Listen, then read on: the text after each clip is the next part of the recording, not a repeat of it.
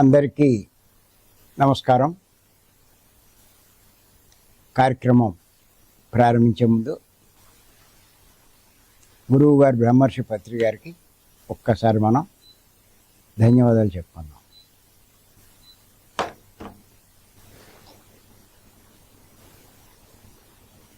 మనం గత కొన్ని రోజులుగా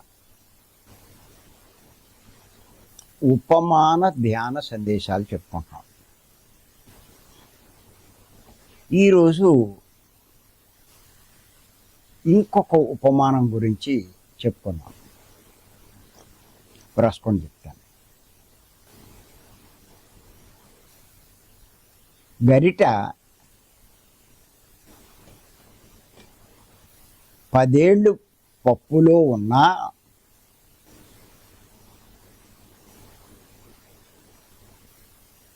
పప్పు రుచి గుర్తించలేదు. కానీ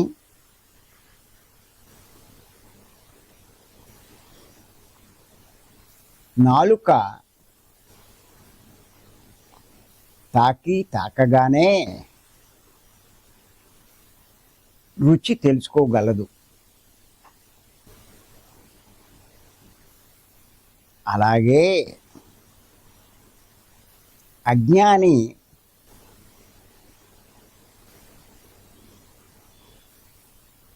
పదేళ్ళు సద్గురువుతో ఉన్నా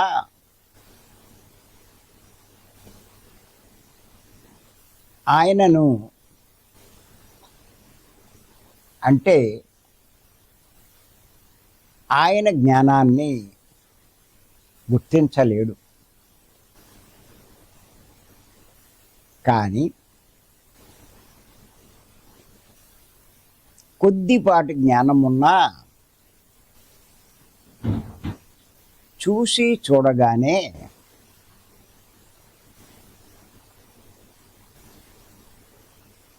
సద్గురువు గొప్పతనాన్ని గుర్తించగలడు.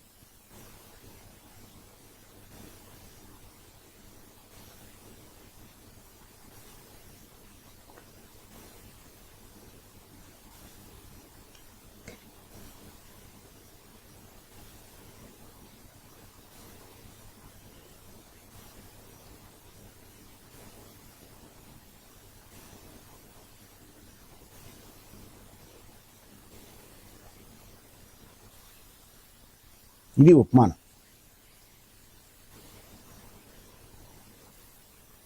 అందుచేత ధ్యానం చేసి జ్ఞానం పొంది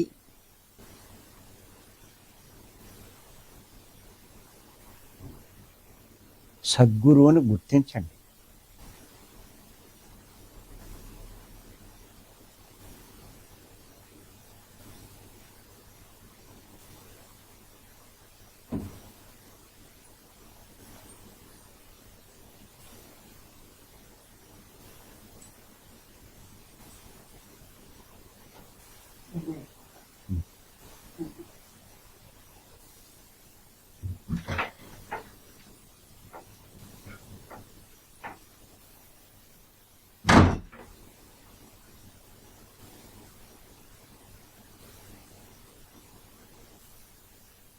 మోక్షాన్ని పొందగలుగుతారు.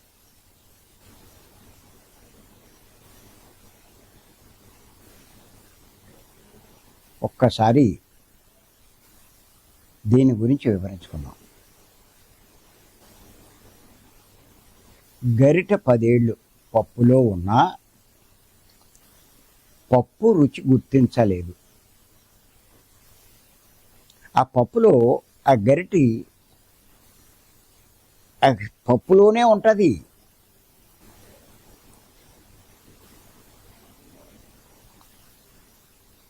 గంట 2 గంటలు, రోజు 2 రోజులు కాదు, 10 సంవత్సరాలు ఆ పప్పులోనే ఉన్నా కూడా ఆ పప్పు రుచి దానికి తెలీదు గరిటకి.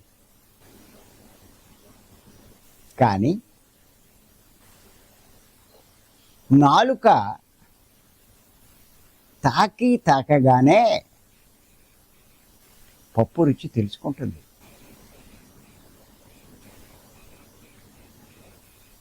ఎంత కమ్మగా ఉంది, ఎంత అద్భుతంగా ఉంది.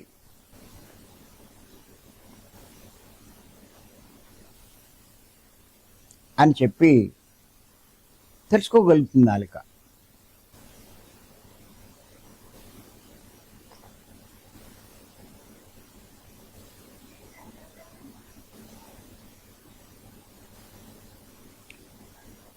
అలాగే లోకంలో ఎంతోమంది ఉన్నారు.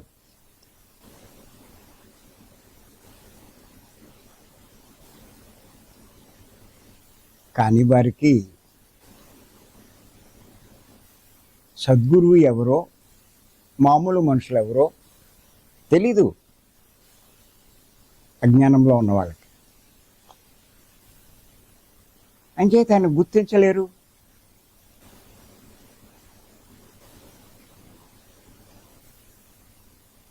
ఆయనకి దూరం అయిపోతారు. ఆయన దగ్గర ఉన్నటువంటి అపారమైన జ్ఞానాన్ని పొందలేకపోతారు.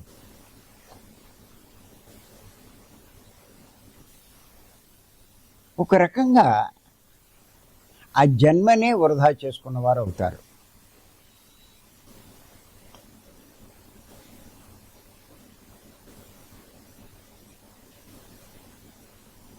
కానీ కొద్దిపాటి జ్ఞానం ఉన్నా, అంటే ధ్యానం చేసి కొద్దిపాటి జ్ఞానం సంపాదించుకున్నా, చూసి చూడగానే సద్గురువుని, ఆ సద్గురు యొక్క గొప్పతనాన్ని గుర్తిస్తారు. వారి నుంచి అపారమైన జ్ఞానాన్ని పొందగలుగుతారు.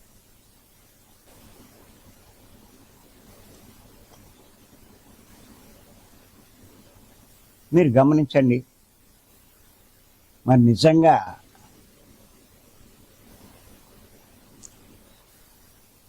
పత్రి గారి విషయంలో నేను చాలా గమనించాను. ఎంతోమందిని గురువులు చూడడం, ఎన్నో ఆశ్రమాలకు వెళ్ళడం, ఎన్నో చోట్ల ఈ స్వామీజీలు వీళ్ళ గురించి అధ్యయనం చేయడం ఇవన్నీ చేశాను.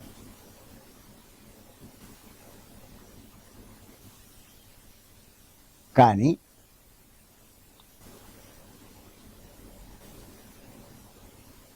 పత్రి గారి పరిచయమైన వెంటనే నాకు అర్థమైంది, నేను ఎదురు చూసేది ఈయన కోసమే. అలాగే ఆయన్ని పరిచయం అయ్యాక, ఆయన ద్వారా కొన్నాళ్ళు ఆ సాంగత్యంలో గడిపాక ఇంకా అర్థమైంది, ప్రపంచంలో ఇంత గొప్ప జ్ఞానాన్ని అర్థమయ్యే రీతిలో తేలికగా ఇవ్వగలిగేది పత్రి గారే తప్ప ఇంకెవ్వడూ లేడు అన్న సంగతి అర్థం చేసుకున్నా.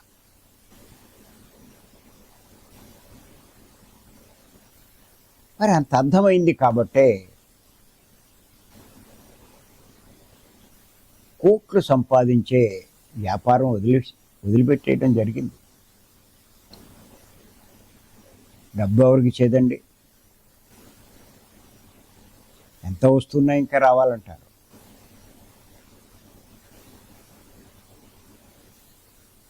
జ్ఞానం ఎంత వస్తున్నా ఇంకా రావాలని అనుకోరు, కానీ ధనం మటుకు ఎంత వచ్చినా ఇంకా సంపాదించాలనుకుంటారు. మరి అలాంటి ధన సంపాదన ఆపేశాను అంటే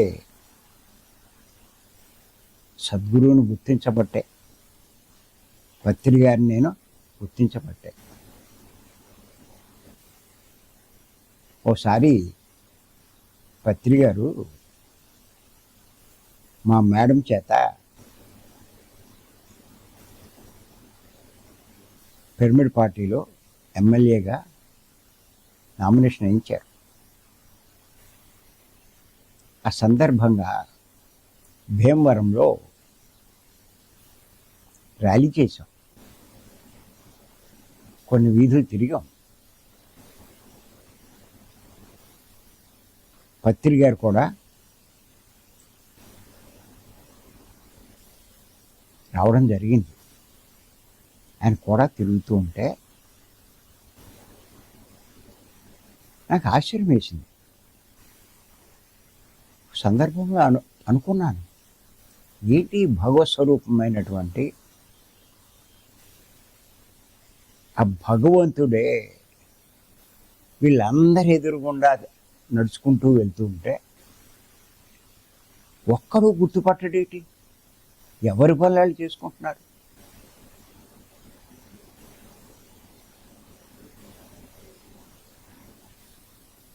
గుళ్ళకి వెళ్ళి దేవుడా దేవుడా అని మొక్కుతారు. ఆ దేవుడు ఎదురుగుండా వస్తే గుర్తించలేకపోతున్నారేటి? చాలా ఆశ్చర్యపోయాను.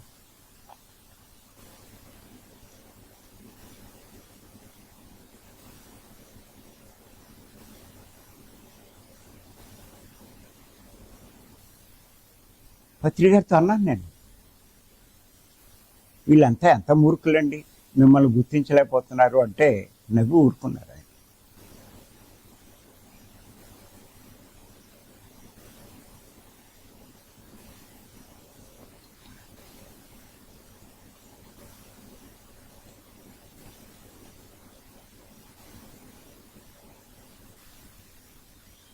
పోలే వాళ్ళకేమీ తెలియదు. మరి పత్రి గారు కూడా ఉన్న వాళ్ళంతా ఎంతోమంది ఆయన దగ్గరకు వచ్చారు అంటే రకరకాల కారణాలతో, రకరకాల కోరికలతో, రకరకాల సమస్యల నుంచి బయటపడడానికి ఆయన ఆశ్రయించిన వాళ్ళు ఎంతోమంది ఉన్నారు.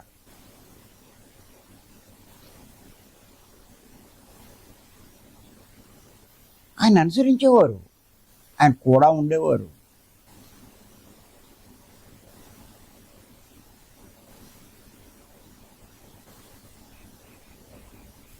కానీ ఆయన ఎంత కూడా ఉన్నా కూడా ఆయన యొక్క జ్ఞానాన్ని కానీ, ఆయన గొప్పతనాన్ని కానీ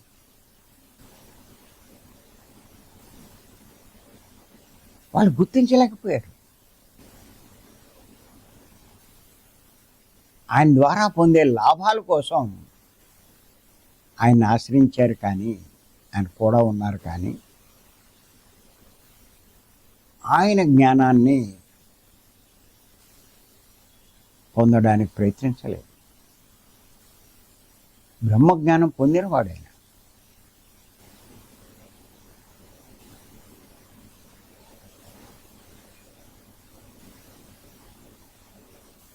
అంచేత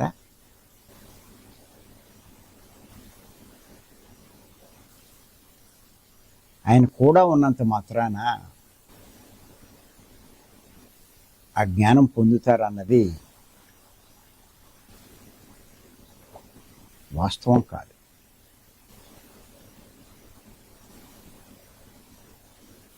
ఎవరైతే కొద్దిపాటి జ్ఞానం ఉంటుందో, ఎవరికైతే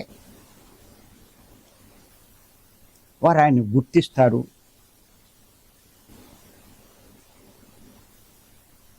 ఆయన చెప్పిన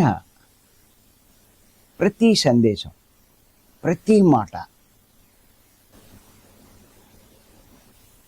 వాళ్ళు తెలుసుకుంటారు, నోట్ చేసుకుంటారు,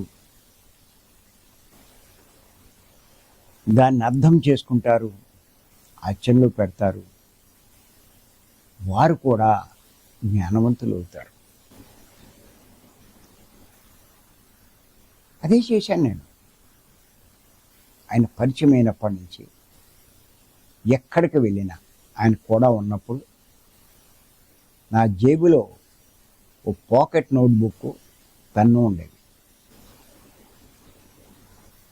ఆయన ఏ కొత్త విషయం చెప్పినా వెంటనే వ్రాసుకునేవాడు. ఒక్కోసారి ఆయన స్టేజ్ మీద పిలిచి పక్కన కూర్చోబెట్టుకునేవాడు. అప్పుడు కూడా ఆయన చెప్తూ ఉంటే కాన్సెప్ట్ నేను రాసుకునేవాడిని. అలా ఆ నోట్బుక్స్ 100 పుస్తకాల దాకా తయారైనాయి నాకు. అలా గ్రహించేవాడిని ఆయన దగ్గర ఉన్న జ్ఞానం.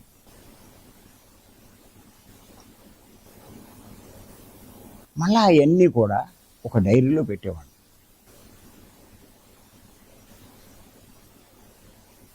అలాంటి డైరీలు కొన్ని తయారైంది. ఇప్పుడు మళ్ళీ ఏం చేశానంటే ఆ డైరీలో ఉన్నవన్నీ కూడా కలర్ నోట్లోకి మార్చాను. అంచేత నాకు ఆ జ్ఞానం, పత్రిగారి జ్ఞానం రిపీట్ చేసుకోవడానికి అవకాశం బాగా ఏర్పడింది.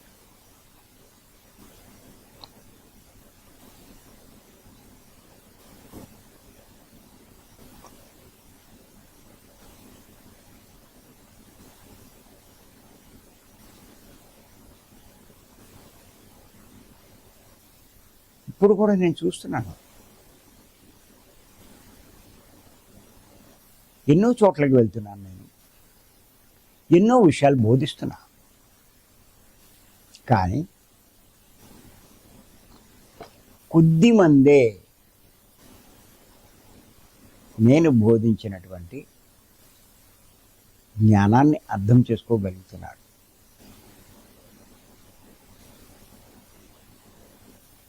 నిజంగా వాళ్ళే ఈ ఆధ్యాత్మిక మార్గంలో ఎదగగలుగుతారు. ఆధ్యాత్మిక మార్గంలో ఎదగడము అంటే జ్ఞానాన్ని పెంచుకోవడం.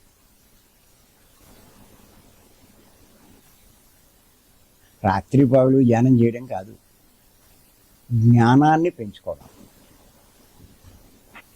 మీ జ్ఞానం ఎంత పెరిగితే మీరు ఆధ్యాత్మికంగా అంత ఎదిగిన వారు అవుతారు. లేకపోతే మీరు ఎన్ని సంవత్సరాలు ఉన్నా ఆ పప్పులో ఉన్న గరిటె లాంటి వాడే అవుతారు.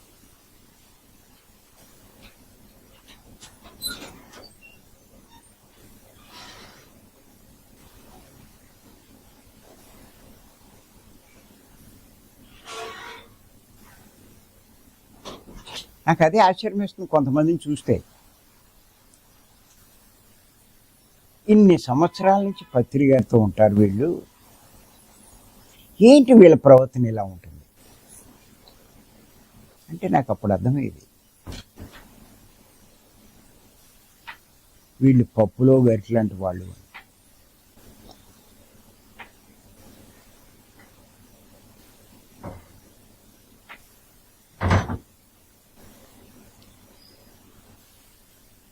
అంచేత మీకు ఒకటే చెప్తున్నాను, నేను ఎవరైతే భీమవరం వచ్చినా మన జూమ్లో పాల్గొన్నా,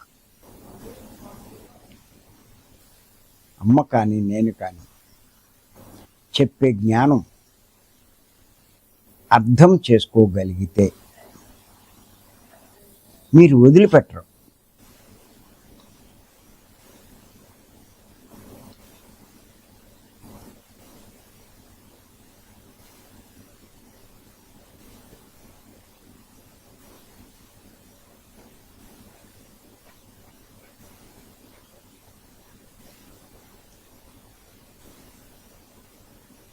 మీరు అలా జ్ఞానం పెంచుకుంటూనే ఉంటారు.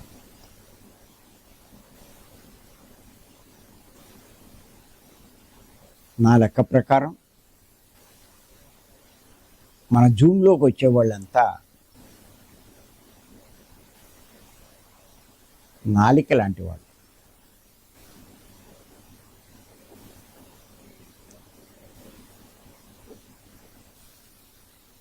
భీమవరం వచ్చి కూడా ఈ జ్ఞానం అర్థం చేసుకోలేని వాళ్ళు గరిట్లాంటి వాళ్ళు.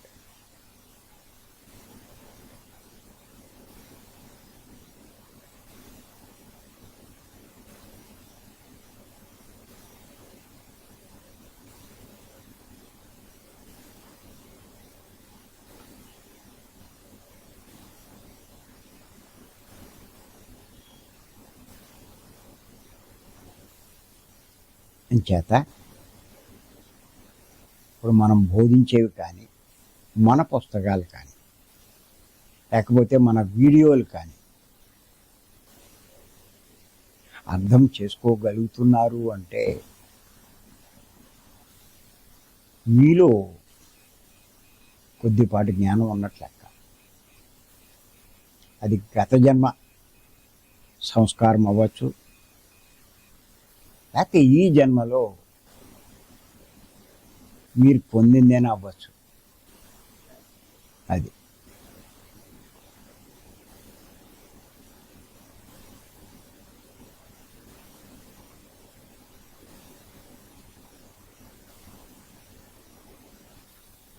ఇంతకుముందే మేడంకి నాకు డిస్కషన్ వచ్చింది. ఈ శ్వాస మీద ధ్యాస ఎంత అద్భుతమైనటువంటి సాధనా ప్రక్రియ. ఎందుచేతనంటే ఈ శ్వాస మీద ధ్యాస ధ్యానం చేసినప్పుడు మనసు లేని స్థితికి చేరుకున్నప్పుడు ఆత్మతో అంటే భగవంతునితో అంటే పరబ్రహ్మను ఆశ్రయించిన వారు అవుతాం.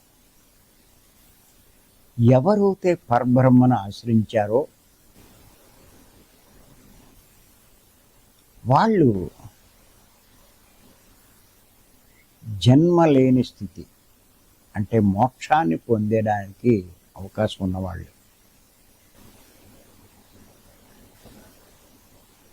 ఇంకేతంటే ఆత్మతో ఉండడం వల్ల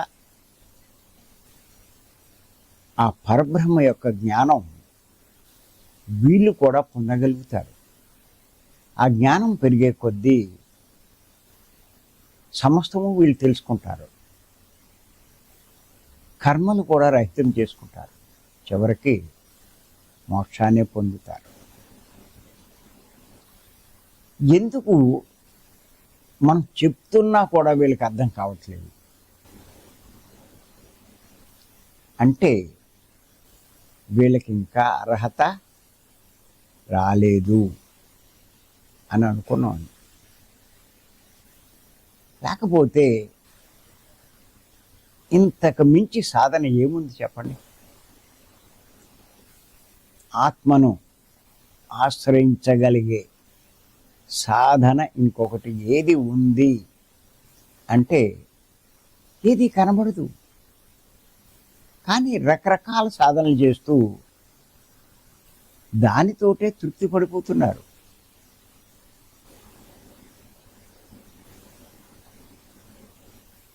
చాలా ఆశ్చర్యం వేస్తుంది. అంటే ఇంకా వారికి అర్హత రాలేదు. ఎంతోమంది వస్తున్నారు. మేము కూడా ఎన్నో చోట్లకి వెళ్తున్నాం, ఇద్దరం ఎన్నో క్లాసులు చెప్తున్నాం. ఆ చెప్పిన వాటిని ఎంత గ్రహించగలుగుతున్నారు.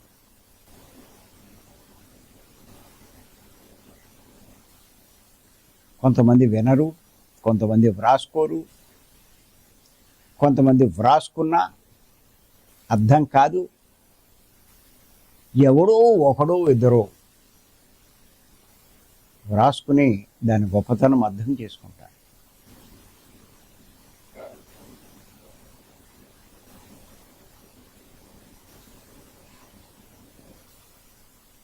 అంచేత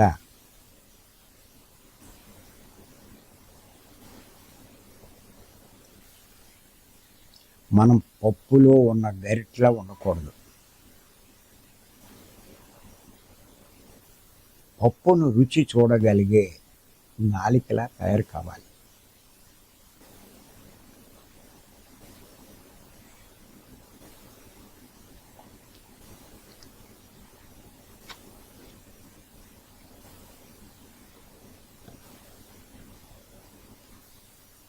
కొద్దిపాటి ధ్యానం చేసినా కూడా ఆ గురువుని మీరు గుర్తించగలుగుతారు. సద్గురువును గుర్తించకుండా మీరు జ్ఞానం పొందలేరు, జ్ఞానవంతులు కాలేరు, ఆధ్యాత్మికంగా ఎదగలేరు. గుర్తుపెట్టుకోండి. మోక్షాన్ని పొందడం కూడా అసాధ్యం, అసంభవం. అది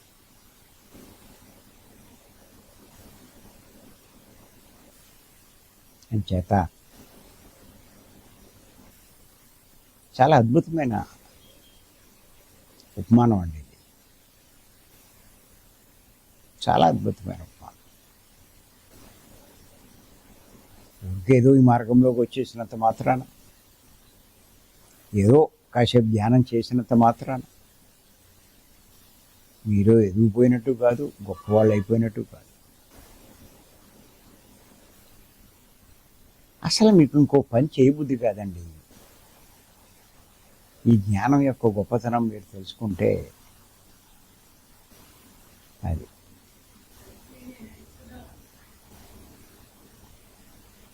మరి ఈ అవకాశం ఇచ్చి మీ అందరికీ ధన్యవాదాలు చెప్తాను. Thank you.